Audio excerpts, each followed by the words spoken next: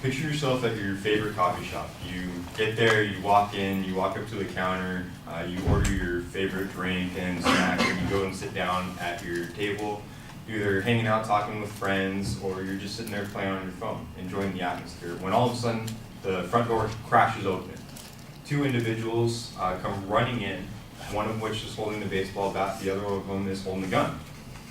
To everybody's surprise, it's evident that they're robbing the place, and they begin yelling out commands for nobody to move. All of a sudden, from the back of the corner of the room, a patron stands up and slowly starts reaching towards his hip. It's evident that he is a citizen and reaches down to his hip and grabs his registered handgun. He then proceeds to hold it up to the individuals that are robbing the place and begins to fire. To the robber's surprise, they don't know what to do with themselves, and their only reaction is to run. The man begins to fire, hitting one of them, and so they begin running out of the coffee shop, not knowing what was going on. They were expecting just to rob this place, and an individual ends up shooting at them.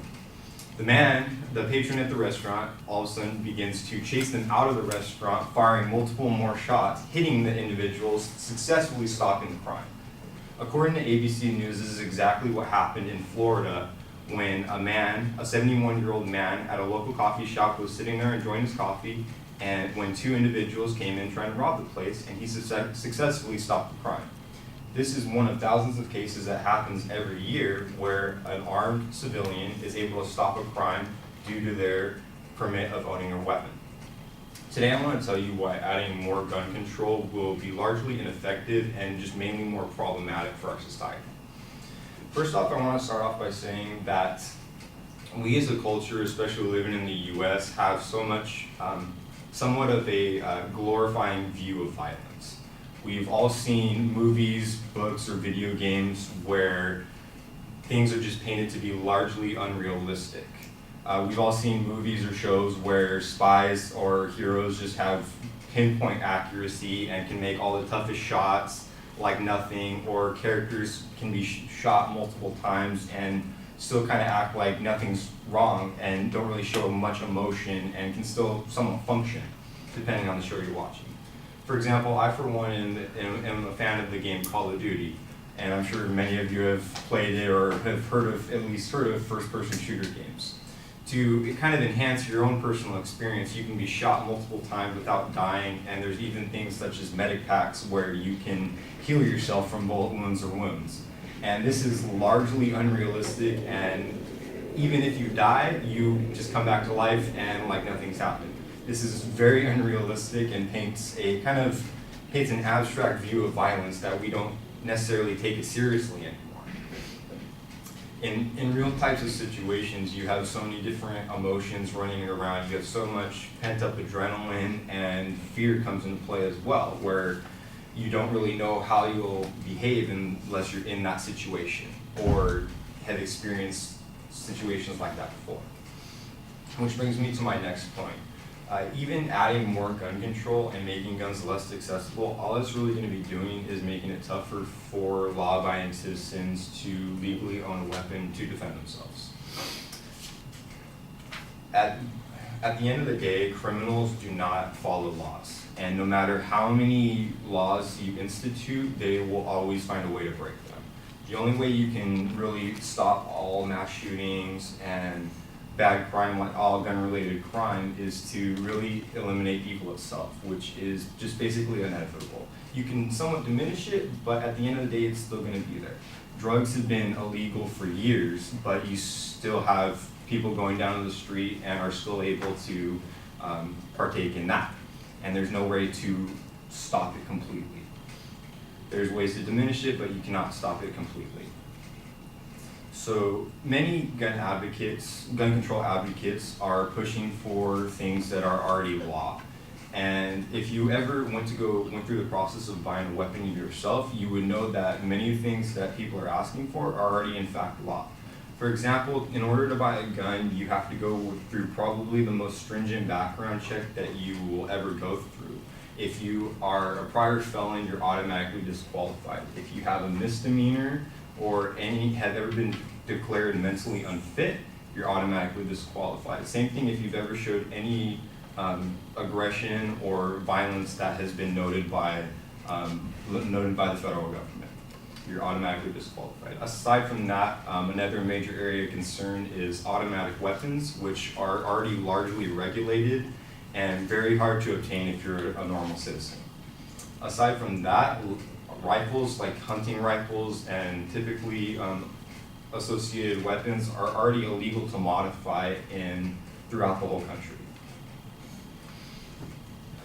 A prime example of gun control not working is Australia. In 1996, Australia implemented a nationwide gun buyback, which is essentially a gun ban.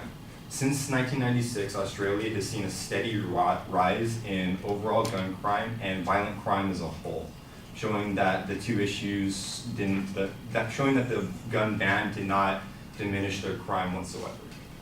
Instead, it's seen it go up. On the other side, in the U.S., annually, according to the CDC, anywhere between 500,000 and 3 million lives a year are saved due to defensive use of firearms.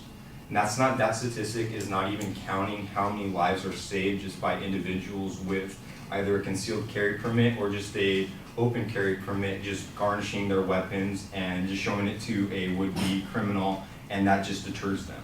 There's no real way to measure that yet, but adding that factor in saves so many more lives, which happens pretty much daily. Aside from that, on the opposite end of the spectrum from Australia, you have the country Switzerland, which for years has required all male citizens to serve in the military, in the Swiss Army, for at least 2 years. Throughout the 2 years of service, they have to have mandatory firearm training and safety training, and they're trained on the proper use of firearms, along with the safety aspect as well.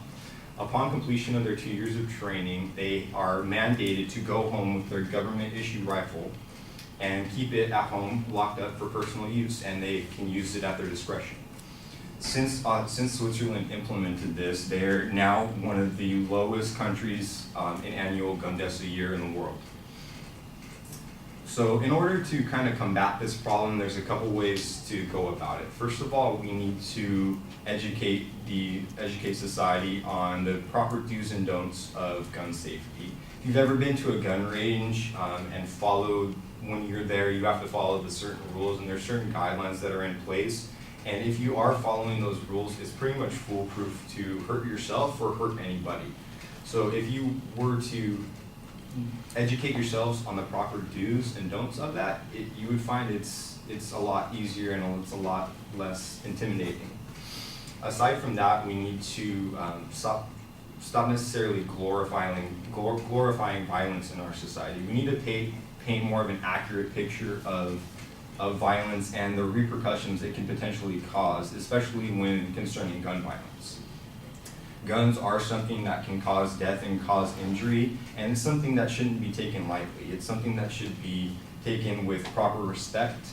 I, for one, was taught how to use a weapon from an early age, and I think it's something that should be done for our upcoming generations. I was taught to have certain reverence for a gun when handling it or when firing it. It's nothing that should be taken lightly. So in conclusion, I somewhat challenge all of you to, if you're not very well educated on it, somewhat familiarize yourself with proper do's and don'ts in gun safety, because you'd be surprised how hard it is to injure yourself if you do follow rules that are there for your own safety.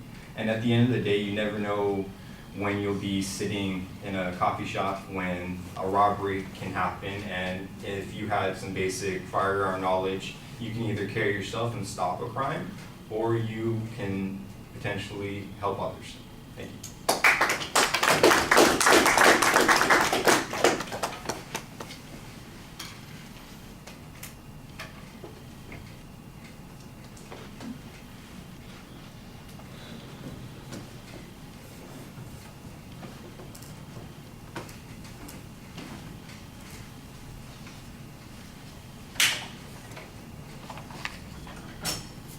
Emily, what did you think? We switched out Emily because she was trading, right? Yeah, that was the deal. Shook her. We didn't switch her out there, did we? No. Well, It was me. yeah, we were so, yeah. But that was the speaking position, not, Oh. yeah, not necessarily the other, and I'm just trying to figure out what to do here. Well, let's see. We'll put you in her position here also. Okay, so what did you think? I liked her introduction. I think it was very like, what do you say? Like it caught my attention because it was so intense. I liked the story to it. I liked how you were so organized and your speaking, like the way you speak was so like it flowed very nice. And overall, I think your speech was really good.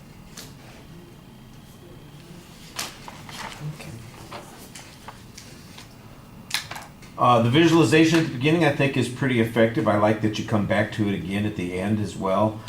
You do make a pretty clear statement about what your position is. There's not really a preview of what the supporting structure is going to be, so that's a little bit of a problem. I was also a little confused because at two spots, once towards the beginning of the speech and back toward the end, you get off on this tangent concerning the glorification of violence in the media, and that doesn't really seem to have much to do with the rest of the argument, and so I'm not sure why it's been included. I don't think it gets you anything. It doesn't really add to the position that you're taking. Then it seems like it's off on a tangential sort of issue. So I would think that maybe taking that out would be a good idea and focusing instead on the issues that you're talking about, being armed. I think you need a little bit more discussion of the laws in the different places in the country where concealed carry or open carry are allowed, and whether or not there is some comparable data, for instance, that shows the impact that that has on crime, or the people being trained and you're less likely to have problems or complications as a consequence of that. I think that that's not hard information to find. There are a couple of well-known researchers that do a ton of information on that sort of thing. I was a little iffy because you do have a couple of places where you make claims that you don't provide much information for. You're kind of just taking it as a given that certain things happen, like criminals not abiding by the laws. I think that we generally know that that's true. But for instance, you draw an analogy to the drug war, and you also make comparisons to other countries. And one of the things that was occurring to me was, well, how come we don't get that comparison with like the drug war, for instance? So if people talk about the low rate of violent crime in Japan, for example, well, what's our rate of drug use in places like that? If they're different, and the difference seems to be because we have different kinds of laws, then that might reflect something that supports your position or that undermines the position of people who say laws work, that sort of thing. The Australia information, I do think you need a source citation on, because the data that I've heard is different, and I'm not saying that you're wrong. I'm just saying I don't have any data. I don't get a source on this. I just get your say-so on that, and that seems to run contrary to information that I've heard from other places. So it would be much more convincing if I could say, okay, well, I have a place to check that. And your CDC number seems like it's, again, I'm not saying that it's wrong, but it seems like it's a little bit high. I've heard estimates by researchers who've come up with numbers between 500,000 and 3 million. I haven't heard the CDC come up with that number, but that seems like it's pretty definitive, and it's certainly an authoritative body. So if you could cite the study more specifically, the CDC did a report entitled X, Y, and Z in 2016, and this is what they concluded after looking at all this kind of data. That would give me more confidence that the way you are presenting this information is accurate, as opposed to, is this a paraphrase of something that somebody gave you that, and I'm going, I don't know. Like I said, I don't have the data at my fingertips. I know that I've heard different information from dozens of speakers. It's one of those things when you're talking to an audience, maybe not everybody here has heard these things 1,000 times. I've heard them 1,000 times, and so I'm just processing information through like we talked about, there are going to be reservation arguments. So the question is, how could you strengthen your argument and make it more convincing? Make sure you've got the details right and that you've got the sources out there and that they're highly credible. That way, then there's not going to be any hesitation in accepting your conclusion. Your delivery has always been good. I mean, you don't seem to have any problem talking to people and looking at us for the most part. So those are generally not issues that I think you have to worry about. It's content stuff that you need to be working on. All right, thank you.